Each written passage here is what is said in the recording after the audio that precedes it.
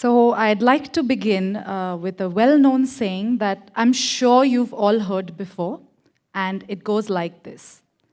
If I have seen further, it is by standing on the shoulders of giants.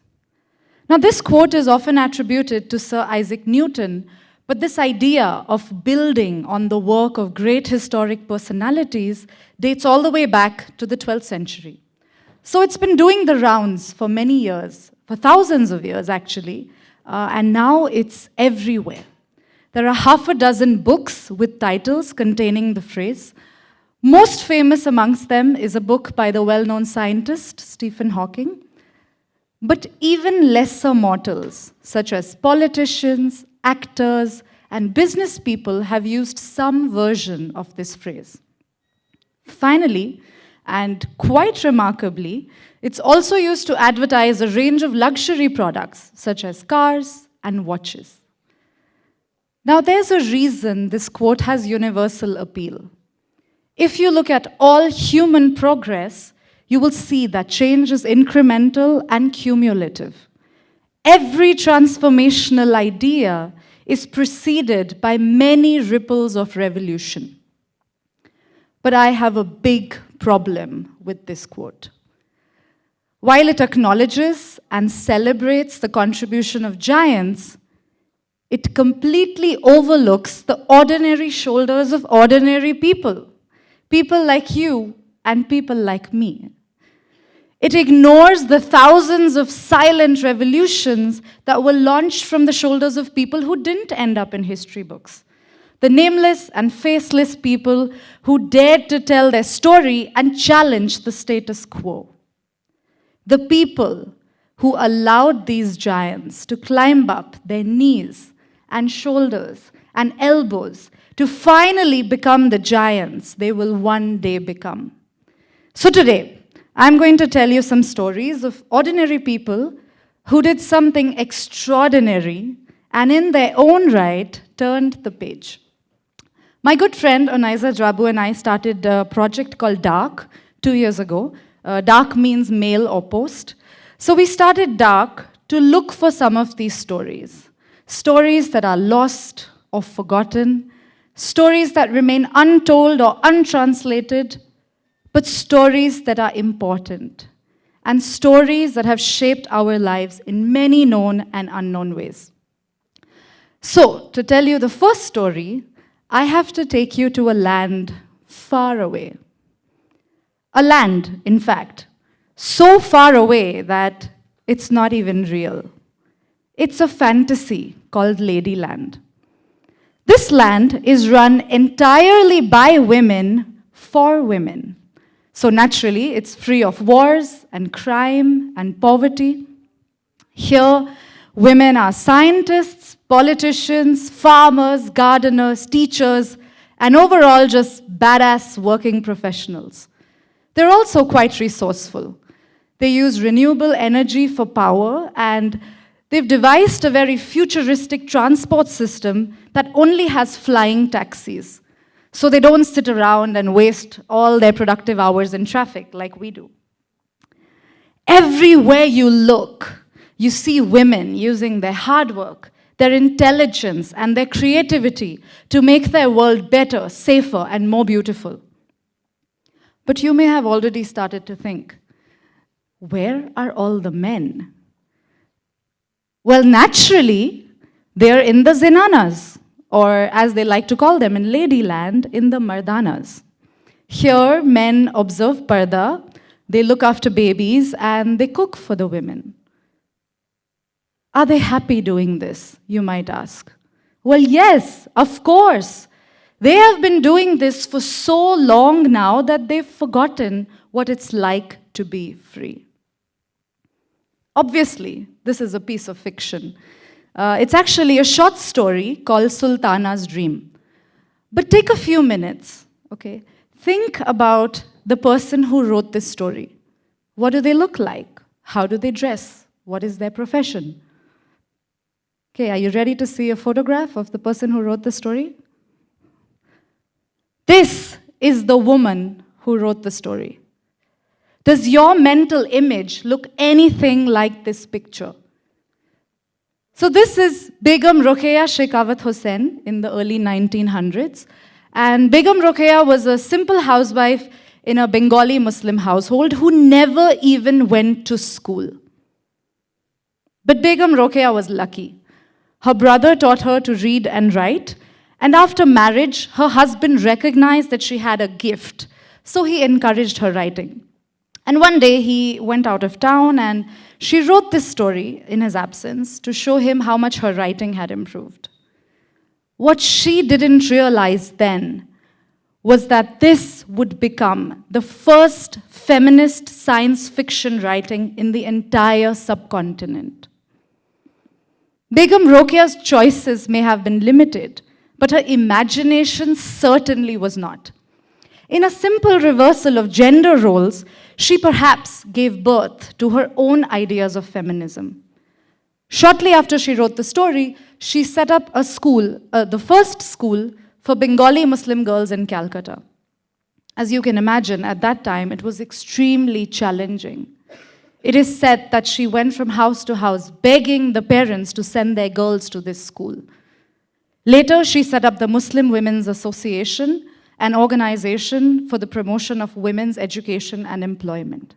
In fact, Begum Rokeya's life has striking similarities with the story, Sultana's Dream. Women breaking free from zenanas to nurture their minds, their ambitions, their careers. Women coming together to demand freedom and choice. Remember, it all started with a simple little story. From words on a piece of paper to a powerful legacy. So the first thing I want you to take away from my talk is this. Dream a big, audacious dream. Imagine the world you want to live in, even if it sounds crazy, even if it involves locking up men in mardanas. No, I'm joking about that. Even if it's crazy, share the dream. Tell it again and again and again until it becomes your reality. Now, the second story I'm about to tell you also takes place around the same time as Begum Rokeya, in about 1909. At that time, passenger trains had been around for about 50 years. They had already connected the major port cities of Bombay, Madras, and Calcutta. And they had recently introduced amenities such as electricity and gas lamps. So trains were becoming more comfortable, more accessible, and overall the most popular mode of transport for Indians. Now you can learn all these interesting facts at the Railway Museum in Delhi or on Wikipedia. But there is one special exhibit in this museum I want to talk about. It is a completely bizarre letter written by a passenger who was obviously very angry and very upset when he wrote this. And in this letter, he talks about something horrible that happened to him that made him miss his train. So I want to read out this letter to you, but before I do that, I have to warn you. The letter contains some explicit language, so it's not for the faint-hearted, certainly not for the weak-stomached. So you have been warned, okay? So here's the letter.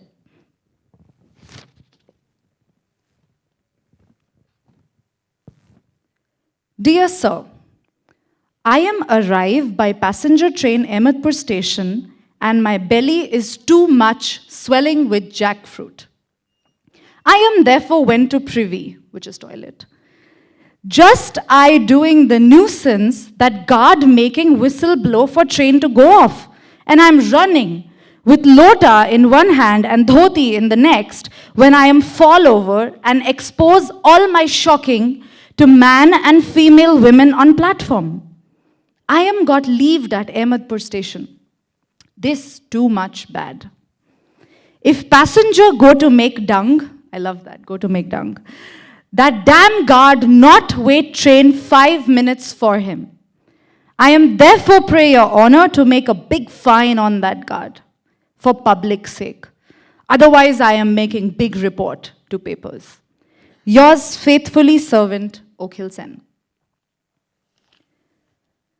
So after, as you can imagine, after exposing himself to all the men and women on the platform, Okhil Sen was seething with anger.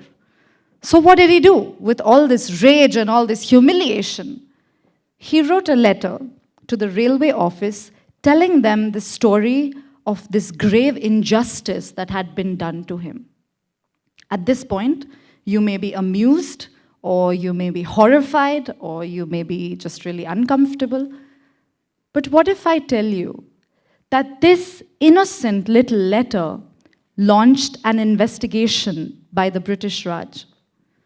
That this letter eventually led to the installation of toilets on the trains for the first time ever.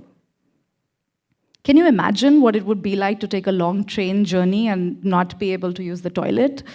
If your belly is swelling with jackfruit or whatever else you've eaten? Okhil Sen was an ordinary man. He may not find a mention in our history books. He may not be known as a revolutionary figure or a social activist, but a simple act of telling a story created a change of unimaginable scale. So the second thing I want you to take away from my talk is this. If something burns you up with rage, use that passion and use that anger and channel it into your story, because your voice matters, even if it doesn't feel like it. Your voice has a power and significance far beyond what you can conceive.